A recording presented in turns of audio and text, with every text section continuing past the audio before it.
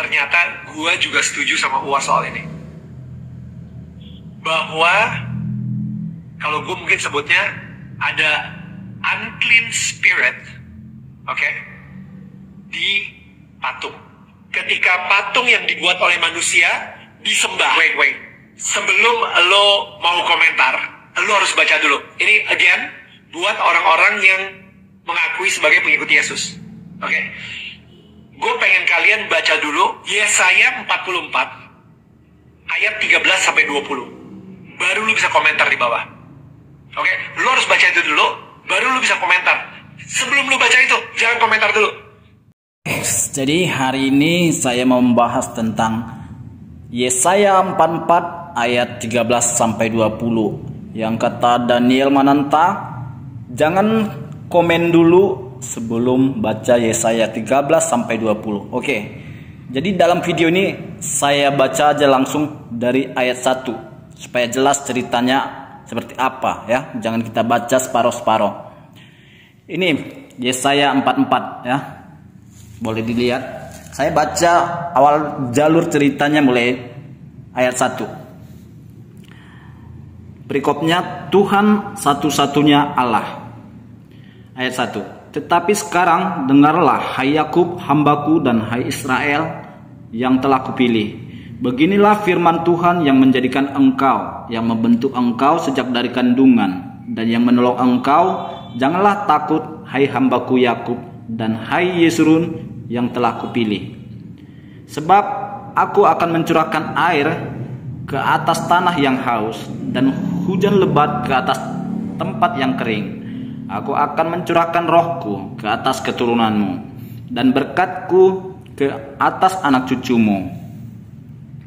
Ayat 4. Mereka akan tumbuh seperti rumput di tengah-tengah air, seperti pohon-pohon gandarusa di tepi sungai.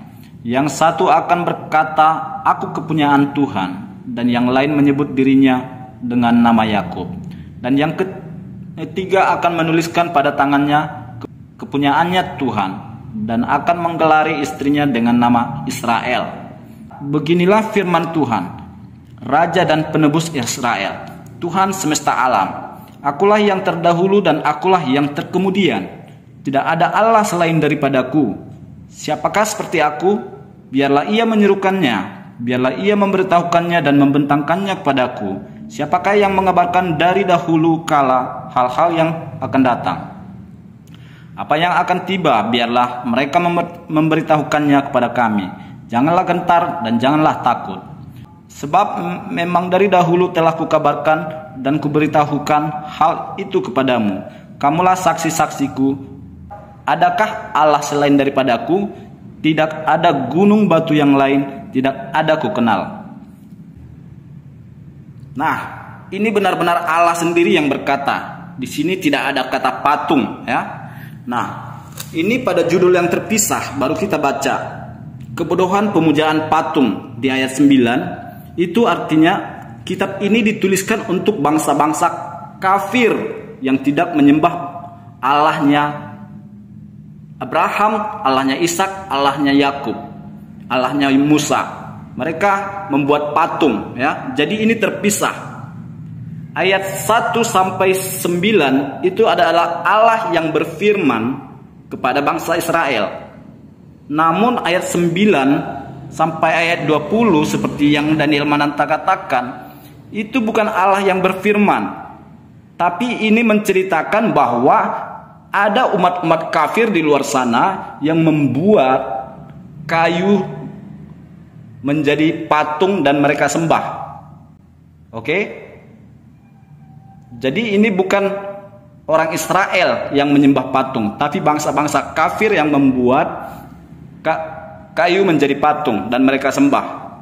Sementara Kristen adalah menyembah Allahnya Israel, bukan menyembah patung. Nanti akan saya jelaskan kenapa orang Kristen sujud atau selalu ada kayu salib di dalam rumahnya, ada patung Yesus di dalam rumahnya. Nanti akan saya jelaskan di akhir cerita. Itu bukan menyembah, sama sekali bukan menyembah ya. Jadi kalau Daniel Mananta katakan menyembah, itu iman Anda terlalu dangkal lah, dangkal sekali. Nah, kita lanjut baca ayat 9 sampai 20. Kebodohan pemujaan patung. Orang-orang yang membentuk patung semuanya adalah kesia-siaan, dan barang-barang kesayangan mereka itu tidaklah memberi faedah. Penyembah-penyembah patung itu tidaklah melihat dan tidaklah mengetahui apa-apa. Oleh karena itu, mereka akan mendapat malu. Siapakah yang membentuk Allah dan menuang patung yang tidak memberi faedah? Sesungguhnya semua pengikutnya akan mendapat malu, dan tukang-tukangnya adalah manusia belaka. Biarlah mereka semua berkumpul dan bangkit berdiri, mereka akan gentar dan mendapat malu bersama-sama. Tukang besi membuatnya dalam bara api dan menempanya dengan palu. Ia mengerjakannya dengan segala tenaga yang ada di tangannya. Bahkan ia menahan lapar sehingga habislah tenaganya, dan ia tidak minum air sehingga ia letih lesu. Tukang kayu merentangkan tali pengukur dan membuat bagan sebuah patung dengan kapur merah. Ia mengerjakannya dengan pahat dan menggarisinya dengan jangka. Lalu ia memberi bentuk seorang laki-laki kepadanya, seperti seorang manusia yang tampan. Dan selanjutnya ditempatkan dalam kuil. Mungkin ia menebang pohon-pohon aras, atau ia memilih pohon saru atau pohon terbantin, lalu membiarkannya tumbuh menjadi besar di antara pohon-pohon di hutan. Atau ia menanam pohon salam, lalu hujan membuatnya besar, dan kayunya menjadi kayu api bagi manusia yang memakainya untuk memanaskan diri. Lagi pula ia menyalakannya untuk membakar roti. Tetapi juga ia membuatnya menjadi Allah, lalu menyembah kepadanya. Ia mengerjakannya menjadi patung, lalu sujud kepadanya. Setengahnya dibakarnya dalam api, dan di atasnya dipanggangnya daging. Lalu ia memakan daging yang dipanggang itu sampai kenyang. Ia memanaskan diri sambil berkata, "Ha, aku sudah menjadi panas. Aku telah merasakan kepanasan api." Dan sisa kayu itu dikerjakannya menjadi Allah. Allah di sini huruf kecil, artinya bukan Allahnya orang Israel. Menjadi patung sembahannya, ia sujud kepadanya, ia menyembah dan berdoa kepadanya. Katanya, "Tolonglah aku, sebab engkaulah Allahku." Orang seperti itu tidak mengetahui apa-apa dan tidak mengerti apa-apa, sebab matanya melekat tertutup, sehingga tidak dapat melihat, dan hatinya tertutup juga, sehingga tidak dapat memahami. Tidak ada yang mempertimbangkannya. Tidak ada cukup pengetahuan dan pengertian untuk mengatakan, "Setengahnya sudah kubakar dalam api, dan di atas baranya juga sudah kubakar roti. Sudah kupanggang daging, lalu kumakan. Masakan sisanya akan kubuat menjadi dewa kekejian. Masakan aku akan menyembah kepada kayu kering." Orang yang sibuk dengan abu belaka disesatkan oleh hatinya yang tertipu. Ia tidak dapat menyelamatkan jiwanya dan mengatakan, "Bukankah dusta menjadi peganganku?" Oke, Daniel Mananta. Jadi karena saya udah bacakan nih ayat yang lu maksud, Yesaya 44 ayat 13 sampai 20, artinya saya berhak komen Anda. Saya berada di gereja nih sekarang. Nih boleh lihat. Nih. Ada keyboardnya untuk pujian, nyanyikan lagu pujian. Untuk lagu penyembahan ada drumnya, ada pohon Natal. Ini benar-benar gereja ya. Ada ayat-ayat di sini. Yohanes 17 ayat 20 sampai 22. Kemudian Mazmur 24 ayat 3 sampai 5 ya. Hanya di gereja yang ada ayat-ayat terpampang ya. Jadi jangan Anda beralasan itu bukan gereja, masa nggak ada salib, nggak ada patung. Ini benar-benar gereja, tapi nggak ada nih ya. Nggak ada salib, nggak ada patung. Patung Yesus pun nggak ada. Nah, baca dulu nih. Yohanes 3 ayat 16. Karena begitu besar kasih Allah akan dunia ini, sehingga ia telah mengaruniakan anaknya yang tunggal, supaya setiap orang yang percaya kepadanya tidak binasa, melainkan beroleh hidup yang kekal. Artinya, orang yang percaya kepada Yesus, anak tunggal Allah, dia tidak akan binasa. Dia akan masuk surga, mendapat hidup yang kekal ya. Boleh lihat ya. Tidak ada ya. Salib nggak ada. Patung Yesus nggak ada. Di gereja nih benar-benar. Artinya gini Daniel. Di gereja itu tidak ada salib. Di gereja itu tidak ada patung Yesus. Tapi gereja itu tempat penyembahan. Artinya jelas. Gereja tidak menyembah salib ataupun patung Yesus. Jelas artinya ya. Jadi kalau Anda katakan Kristen itu menyembah salib, menyembah patung, tolong jawab pertanyaan ini. Anda di gereja mana dan dengan pendeta siapa? Itu gereja sesat, pendeta sesat. Kalau mengajari jemaatnya termasuk Anda menyembah patung, itu sesat, jelas.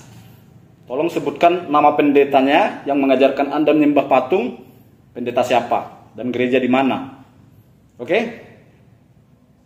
Jadi kesimpulannya gini. Pemahaman Anda tentang Kristen terlalu dangkal. Terlalu dangkal.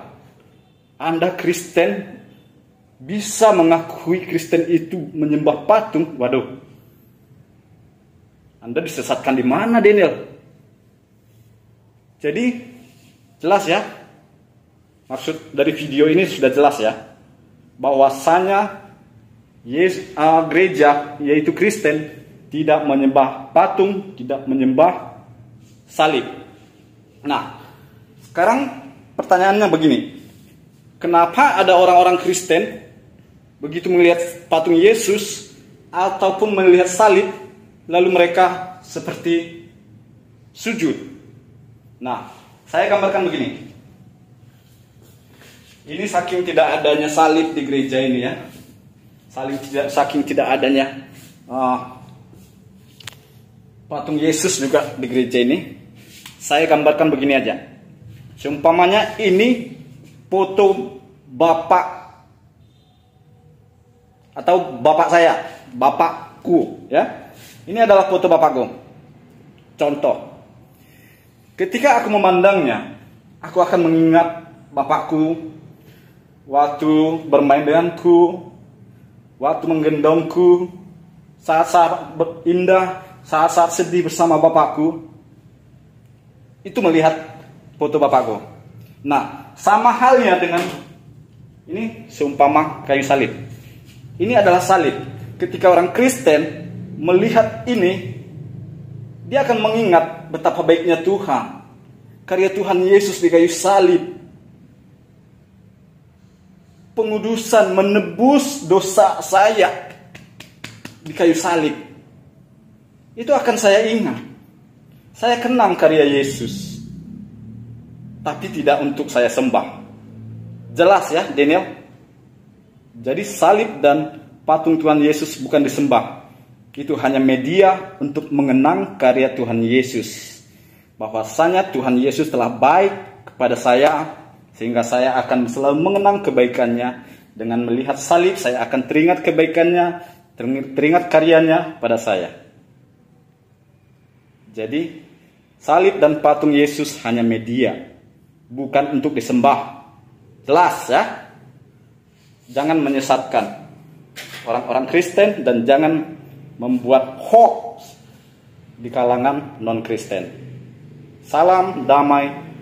Tuhan Yesus memberkatimu. Tuhan Yesus memberikanmu hikmah, pengertian yang benar.